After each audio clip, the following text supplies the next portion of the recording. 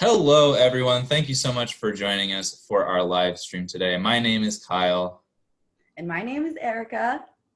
and you may notice that we are not joining you from our beautiful parks today. We are, in fact, indoors, and that is because of the current conditions with the California wildfires, with the air quality being what it is. We're going to be talking to you today from our home. And what we want to update you guys on today, we just want to talk a little bit about the current conditions of the fires, but really give you some resources for staying informed with fires and some more information about how you can get involved or help out mitigate some of the causes of our wildfires and just stay kind of informed about the current conditions with air quality and with the fires going on in California. Yeah, I think it's really important, Kyle, that, we do these kinds of outreach videos and give people resources, because some of us are just like in chaos, like, oh my God, what's happening? We're fortunate enough where, we've learned about some of these things at school. Like I went to school for this, you kind of went to school for natural interpretation. Yep. So for us, it's kind of these concepts are like, we've heard of them before, but a lot of our viewers, this is like the first time that they're really coming face to face with some of these. So this is really for you guys. Absolutely. So we're going to talk a little bit about how to prepare for the fires and how to be informed about what all of this stuff kind of is, what some of these buzzwords mean, like PM. We'll talk about that. Particulate matter. We'll talk about a little bit about fire effects, good and bad. We have some other videos on that, so there's some more supplemental information. We'll give you some more resources for getting involved, monetary contributions if you're into that sort of thing, community involvement with big organizations like state parks, CAL FIRE, and more. So we got quite a few things planned for you. We got all kinds of resources we're going to link in. And without too much further ado, let's go ahead and get into it. So one of the biggest things, we've been getting a lot of questions about just what's the current conditions, what's going on with the fires, what's the air quality like, and how do I find out about these things? So like most things, this is a wonderful little Google search away. But we have a couple of our favorite resources that we wanted to share with you guys for being involved. As far as tracking fires go, one of the best resources available is an interactive map from CAL FIRE. It's on their website. Also with this, we are going to be posting a link to our Google Doc where we have compiled all of these resources together. So instead of there being a long laundry list in the description here, there's going to be a single link where all of these resources have been compiled, so you can go and find those really easily. So the fire map with CAL FIRE is a great resource to be able to tell what's the containment on fires, what does that look like, where are they burning right now, and kind of how close they are to us. That's an absolutely great resource. And then as far as particulate matter goes, what that is PM, or particulate matter. These are basically particles that are found in the air and can be hazardous for your health for breathing them into your lungs. I found a good resource for just what it is from the EPA, and that link again is in this document. EPA talking about just the basics of particulate matter, why it's bad for your health. But if you're looking to find out what the air quality is in your area and what particulate matter you're dealing with, there's a number of resources associated with that. But I found a lot of luck in just looking in weather apps. One of my favorite is Weather Underground. If you go on Weather Underground and you just look up your location, it lists all kinds of great information about the weather, but it also tells you what the air quality is like, what your pollen index is like, and what particulate matter is in your atmosphere, in your current air, that could be hazardous for you. Also, just a really cool weather app. It doesn't tell you about particulate matter, but gives you a lot of other really great information. It's called My Radar. It's an app that you can download from either App Store, Android, or iPhone. It's just a really great visual representation of weather and can be a lot of fun to check out, but it does not tell you about particulate matter. Is there any more resources as far as staying up to date with fire, being informed about that kind of stuff that you want to share, Erica? I think that one thing that most of us already have, but if you guys haven't signed up, is having those PG&E alerts on your phone. Those are actually like, they're super handy if you guys don't already have those, because sometimes fires start from power lines. And so if you know ahead of time PG is like shutting off or power lines are going down, that could also be, a kind of telltale sign that things are for, what things may be to come. So definitely having those alerts on your phone. Most of us don't check email. Like some of us may not even be like browsing or have some of these like websites bookmarked, which if you don't, you definitely should bookmark them. But yeah, having those like sorts of text alerts, or if you can get, some of these things like, NOAA, you can like find like some sort of text alerts. If there's that's an option for you, I think you should totally do that. I think I also have InCineWeb for fire mapping as well. So there's all of these kinds of GIS like tools that you can use to fire map. Some of them may be more up to date than others. CAL FIRE is definitely a good one though. I think that that's all I have for that as well. We also have some, like we said, we have some websites we're going to put on that Google Doc, so there'll be some more stuff there. We could probably add more as we come across some good ones too. Yeah, we can continue to update this and make sure that there's plenty of resources available for you guys. I did want to mention, as far as talking about air quality and particulate matter, that I've noticed in the past couple of days that there's a huge amount of variability between a few of the sites. So the ones that I've compiled on this list seem to represent the same information. They're saying really similar things. I've noticed that there's a couple of websites that have really drastically different numbers. And I think that just might be that some of them are kind of talking about it from like a full day perspective. This is the average air quality for the full day. And there are some of them that are live updating saying this is the air quality right this very second. I would recommend for if you're planning on going outside, it's better to check these kind of overarching of the whole day, especially if you're going to be outside for extended periods of time. And what we're looking at with the air quality right now, just to give you an idea of what the numbers look like, pretty much everywhere that's being affected by these fires is above a 300 AQI, or air quality index. And that is basically like the most hazardous rating. It goes down pretty much like in increments of 100, and low numbers mean healthy, high numbers mean unhealthy. And in a lot of these areas where we're experiencing smoke, and even up here on the North Coast, even by the ocean, we're seeing numbers above 300, and that's very unhealthy air quality. Hence us broadcasting from home today.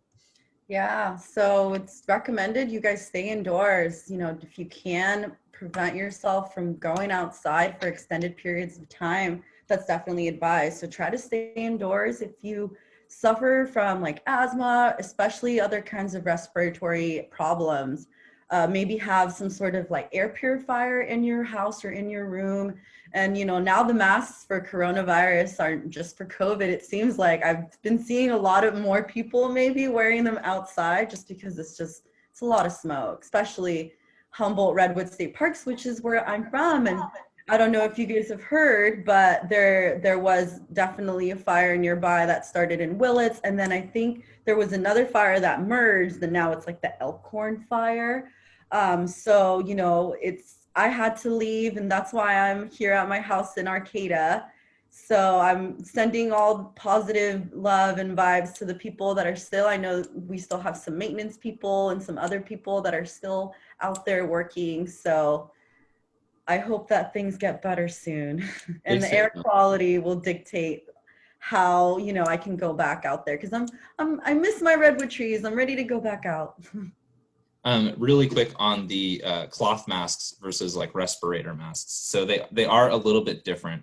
And the particulate matter that is in our environment that's caused from the fires, a regular cloth mask doesn't actually protect you from that. There are some masks that people are wearing for coronavirus that do protect you from that, but what you look for is a specific designation on the mask or on the filter that says that it's kind of a higher quality than a cloth mask. What a lot of these cloth masks are doing is protecting us from basically spitting on each other.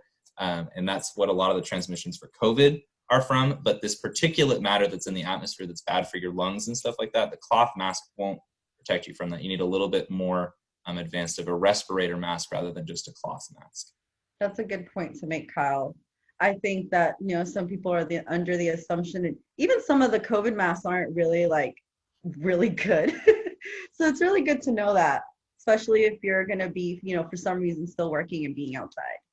And there's good information, again, talking about this particulate matter and how it's a little bit different and how to protect yourself from that. It's on some of the resources that we're providing. So you can read a little bit more about that if you're curious.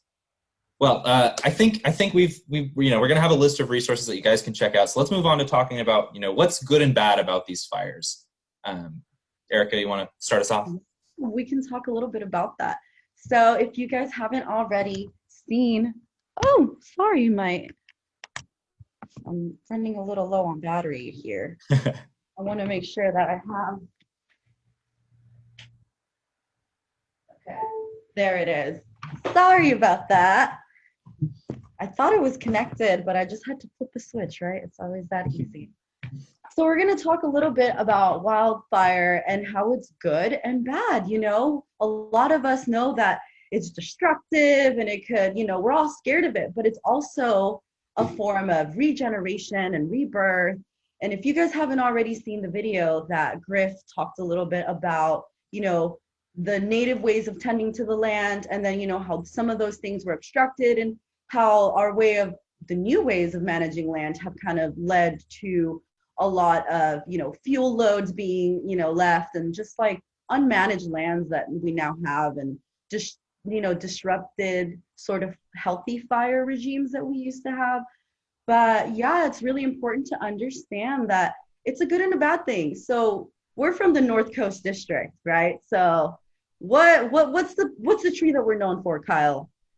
The Say it loud. coast redwood. Coast redwood. Those big trees. Yeah, and so, you know, every time I'm in the forest and I find somebody that has a question or I'm tabling, the number one question is, why is there a hole with a fire in the middle of a tree? And how is it still alive? And so another thing to remember is that these trees, like, they're really old, but how are they still alive, right? They have to be resilient for some reason. And a lot of the plants and animals that, you know, have stayed along for a prolonged period of time that are still alive today, a lot of them have adapted to fire and are somewhat resilient to it, like the coast redwood. In fact, the reason it's the red wood is because it's got these tannins that make it red, but are actually resistant to fire and lots of other kinds of fungicides. So that, and if we think about another cousin of the coast redwood, which is the giant sequoia, it actually needs fire so it can like begin to grow and thrive. And a lot of pine species are known for this, that cones have that need for them to sprout, they need fire. So when we think of fire, we have to remember that it is a form of regeneration, you know, of clearing out brush so that other kinds of plants and animals can like have a new habitat. It's a way of, you know, just bringing life anew. But it's also, if not managed well, and if, you know, not used in the right ways, it could be very destructive. And unfortunately, with the way that our lands were managed and tended to in the past like 100 years have been based on mostly natural resource extractive industries. And how do we hoard and, you know, make and, you know, have this agriculture that's just about production and not so much about regeneration, and not so much about, well, how do we balance, you know, we're taking, but how we give back to the land. So the fact that we've, you know, we have these monocultures, we've diked a lot of land so it can become agriculture, you know, we no longer have a lot of natural processes that would naturally, you know, help clean or help do these kinds of things in a healthy way. Now we have these systems that are unbalanced, and, you know, part of that is the fire regime that we used to have here in California with the native people that actually would do periodic burns. And now that science is more elevated and becoming more aware of these kinds of systems, and we're coming up to par with what native people already knew. And so now it's the term traditional ecological knowledge, which is very, I know that some people don't like it because it's like traditional. Well, it's all been going and it's always living and it's always growing. So I know I'm going to put that out there that it's definitely a term that people have problems with. But, you know, now science is coming up to the degree that they're learning about these things and they're like, oh yeah, like, you know, that's actually true now. And so how do we, you know, adapt now, and how do we come together? Because now it's coming to the point where, so now our science understands it. So now how can we come together, you know, as like people, as a culture, helping merge cultures that maybe we dismissed for such a long time, but now their ancestors were still here. You know, we have still people that are tied to them, and then, you know, what can we do to help bring that to the forefront? So I think when we think about fire, we have to think of the good and the bad, but also what can we do as a people together to help, California thrive, and so that some of the natural wonders that we still have can still persist. Yeah, I think it's pretty incredible that, our kind of state of the art adaptive management techniques for land management are just now catching up to what indigenous people had done for thousands and thousands of years. And a lot of that kind of goes back to this clash of cultures that you had when Euro-Americans were first coming over and working to exterminate the indigenous lifeways. And that's a big reason that cultural burns were not allowed for a long time and kind of ignored by this Western sense of land management. And so those kind of two worlds are now starting to collaborate and cooperate. And there's a lot of really beautiful science and new land management techniques that are coming out of that. So I think that there's a lot of new things that people are learning about kind of what's the best ways to engage with our landscape. And if you want to learn more about that, we'll have some resources in there as well from one of our Yurok interpreters. Skip Lowry talks a little bit about the importance of fire in indigenous culture. Yeah, Skip is awesome. He always has some good insight on that. And Aziz gonna still do his Facebook Live on Sundays at 3? Yes, he will be coming back for his Sunday Facebook Lives after Biodiversity Week. So be sure to stay tuned for that. Not this coming Sunday, but next Sunday we'll have Skip back talking in the field. So that'll be great. Cool. We also have a number of resources, again, to learn more about fire. Article from Bay Nature that Griff has also referenced, and a couple other things to just learn about kind of this good and bad, and how do we find the balance of that? How do we use fire for our benefit to keep the landscape healthy while not destroying our kind of human-centric things that we've built that don't exactly jive well with fire, if you will. Anthropocentrism. Thank you.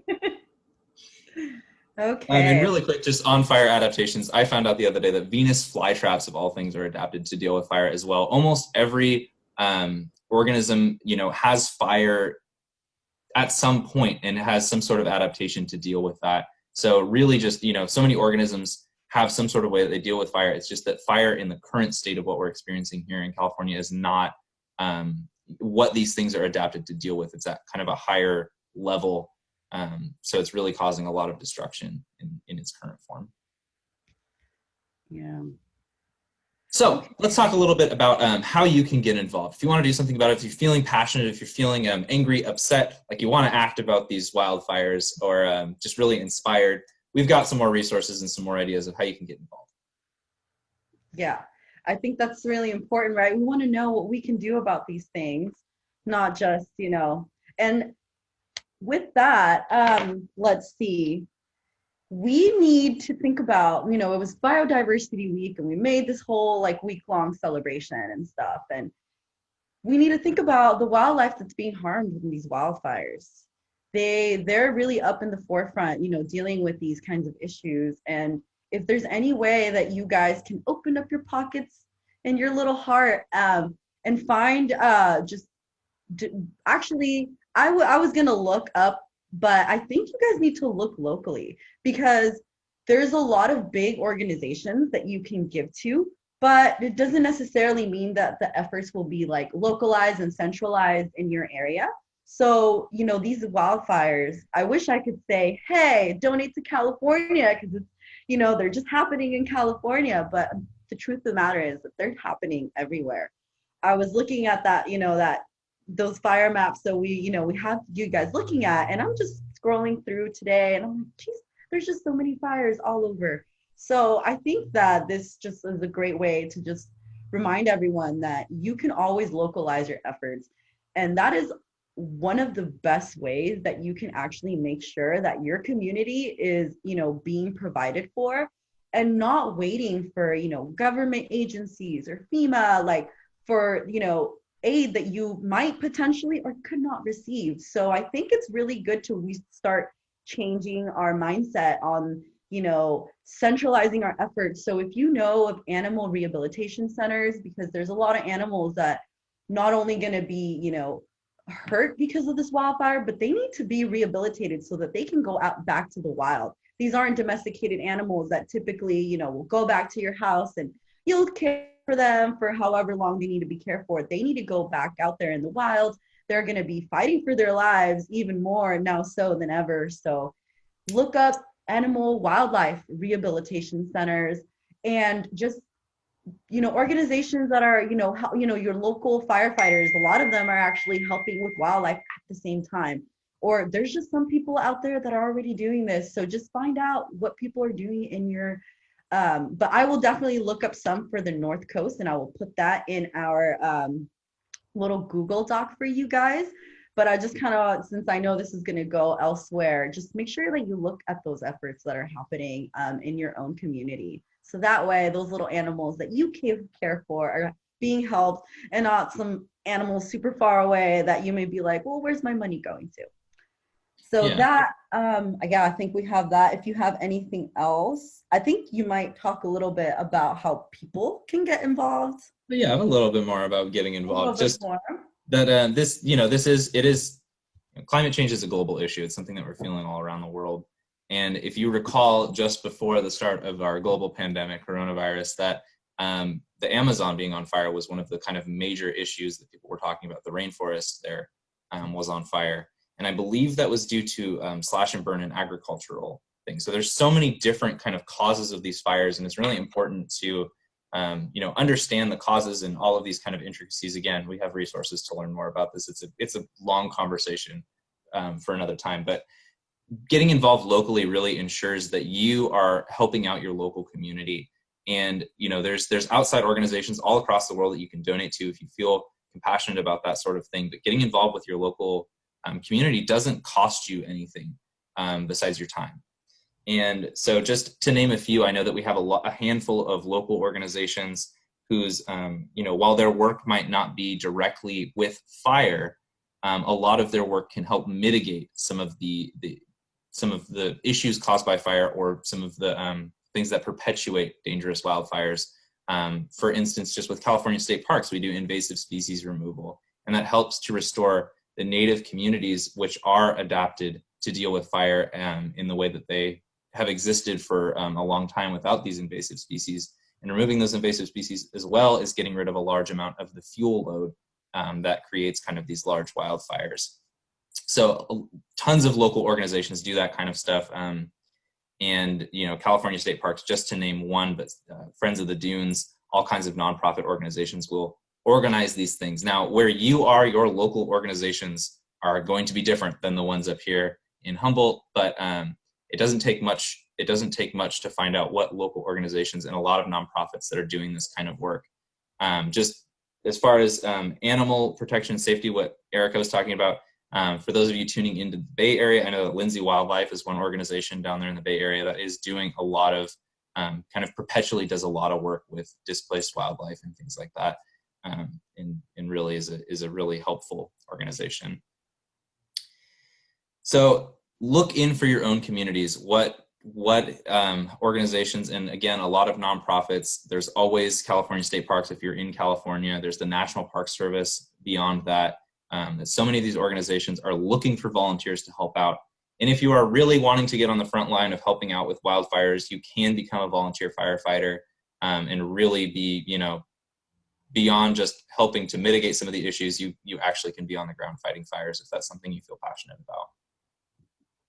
And speaking about fires and fighting fires, I think it's important to know there was a bill that was passed today by our governor in California, and I want to look it up right now, but it was a bill that helps inmate firefighters, potentially be able to make a career and become actual firefighters, which was a big problem that we had, not having a streamlined path for former inmates that have all of this expertise and knowledge and has been out there fighting some of these historic fires. Because the fires that we've seen, I'm not a firefighter, I haven't been, but from what I've learned and from what I hear from people, these are things that haven't happened before, like the intensity, the severity of these fires, unprecedented. And so we've have people that actually have had this expertise, have done this sort of thing. And, we all mess up, and some of us that want a second chance, like, I think that's really great that we're having that, and that conversation is being opened, because I think it was a problem that, we had in California. And you talked something about that, Kyle, how there was a reason that we were a little understaffed. Yeah, so just a little bit of background is just essentially that a huge part of our firefighting force has been inmates in the past. But due to the current pandemic and coronavirus, that this population of inmates who had been firefighters were not able to this year.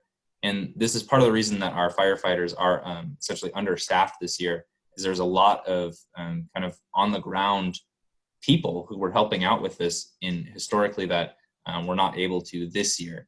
And that is a recent bill that was passed. Essentially, once you have committed a felony, it's really hard to get employment, and especially within governmental organizations. And so a lot of these inmates who had experience fighting fires as part of their work while they were inmates were not able to get jobs doing that, even after all of this expertise once they were out of prison or wherever.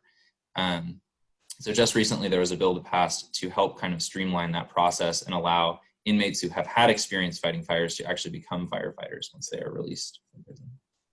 Yeah, and I just looked it up, and it was 2147. So that's the bill.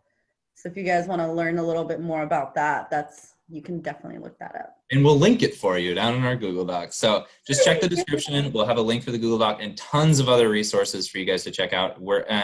All listed out. So just, you don't feel like you have to swim through this big laundry list of links. We'll have it nice and organized so you can find whatever you're looking for, whatever you're interested in, and learn more.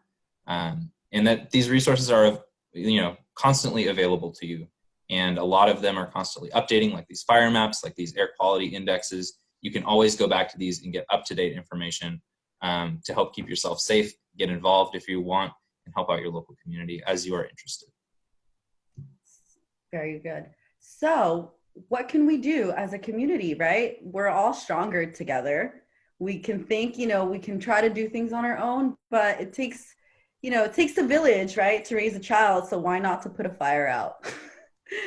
So when we're thinking about community organization and ways that we can organize as a community to have fire resilient neighborhoods and communities, it's really important, like we've been talking about, localizing your efforts. We can't rely on government organizations to secure the funding and the aid that we're going to need when these events happen, or when, our communities are faced with, fire destruction and all of that. So I was looking at some resources for you guys for community preparedness, resiliency, and like making fire-wise communities, planning, organizing.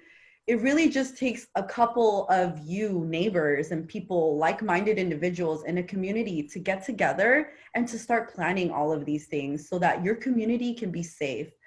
Sometimes, we may want to wait for others to step up, but sometimes it just has to be you yourself.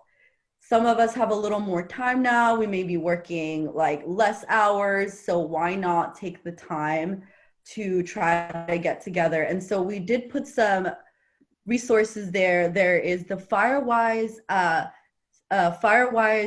like Safety Council. We also have Fire Safe Councils in California. They offer like grants and funding for communities that have, come together and have some sort of, organizational structure. So it can't just be one person. It really has to be you guys coming together as a community, figuring out what problems you have, and, just looking for these resources, because there is money out there, but you definitely has to be some sort of formalized like entity. So it has to be communities coming together. So there are those options for you people that feel like, my neighborhood isn't prepared. I don't feel that sense of community alignment or community rapport of us like having some sort of plan. So if you feel that way about your community, this isn't a really bad option to start thinking about, because it's a fire event this summer. It's not even fire season yet, I've been told. So this isn't something that's going to fit, that's like after this year of 2020, it's horrible. It's going to be over. Like it's not. So if we need to start thinking about, what we can do in the future, I think that that's a really good way of going about this, because this is not going to be an isolated event or events that happen this year. It's something that's going to continue happening. And, with climate change, storm severity and intensity, like being worsened in all different kinds of natural events, not just for wildfires. It's something to think about for you guys to be prepared, not just individually, but as a community. I think it's good. It's good to recognize that a lot of these kind of big things that we're dealing with in 2020, and we kind of feel like it's this like nightmare of a year. That like why are all these things happening this year? It's important to note that 2021 is not going to be a reset button. All of these issues are not going to magically go away. A lot of these things are things that we've been dealing with historically that are kind of coming to a head all at once. And it is inconvenient, yes, but I think it's really making us realize a lot of these issues that have been ongoing and are making us face them head on. So don't just try to forget about everything that's going on. Give yourself breaks. It is a lot going on. It's okay to take some time for yourself to collect yourself, but get involved with all these things that are going on if you feel passionately about them. These are ongoing issues, and if we don't do anything about them, they're going to continue to be ongoing issues. So get involved, help out, work together as a community, and together I think we can mitigate a lot of these issues and help make our society a better place. Yay, that's a great like little ending. I love that, Kyle. It's true. And legislation, that's something else we didn't mention. We talked about this bill that Gavin Newsom just passed to help inmates become actual firefighters. Voting goes a long way. We are in an election year, so make sure you're registered to vote. Legislation does go a long way. Get informed about the bills and things like that that are going to be on this ballot, and make some informed decisions about legislation that you think is important. Yeah, that's so important. A lot of us feel like in the political sphere that we have that, like, what's the point? I don't even want to get involved, but that's the time to get involved. If you're not, sitting at peace with the way that things are going, and you're a US citizen, we got to remember, not all of us have that power and the privilege, to run for office or to vote. And so there's so many underrepresented communities that are suffering because of certain, individuals that have privilege and power to like even make a vote. So even if you don't believe something, like research into it, because I'm sure that there's other people out there, but by you just making that vote, you could be helping so many other people. So don't even think about it for yourself. Like, oh, that doesn't even apply to me, because some of these things could be helping wildlife, inmate firefighters make a career out of it. So just like learn about like the bills that, like Kyle said, that are coming up, because you'd be surprised. We do have some really awesome people up in government, as you may not believe it or not. There are some really cool people if you just learn about them, and they are doing some cool work, trying to get some progressive values that are being out there, but sometimes not enough of us are informed or voting for those policies. So if we just become informed about the good politics that's out there, maybe we'll have a little bit more of hope of, maybe there is some change that we can do, and support the politics that you feel inclined to, to want to see in your community. Absolutely. I think it's easy in this time to kind of feel powerless, but never forget that there's a lot of ways you can get involved. There's a lot of ways you can affect your community, and even broader change than that. You have options, and really hope that you guys take advantage of that. Yeah. All right. Well, with that, I think we will sign off for now. Stay tuned. 3 o'clock, we will be doing our regular biodiversity update for Biodiversity Week. So check out our creature feature, our live stats, and all these things like that, even though there are not people in our parks currently kind of pulling this work besides a few employees. We are going to continue updating as there is still some observations trickling in. So check us out at 3 o'clock. We've got content coming out every day at 3 o'clock. We'll be starting our Facebook live streams next week. Tons of stuff happening. Check out our resources. Again, a link to the Google Doc below. Thank you so much for spending time with us. I know this was a little bit longer of a stream, but we appreciate you being here and taking the time. Comment with any questions and we'll respond. And hopefully we'll be talking to you more soon. Bye.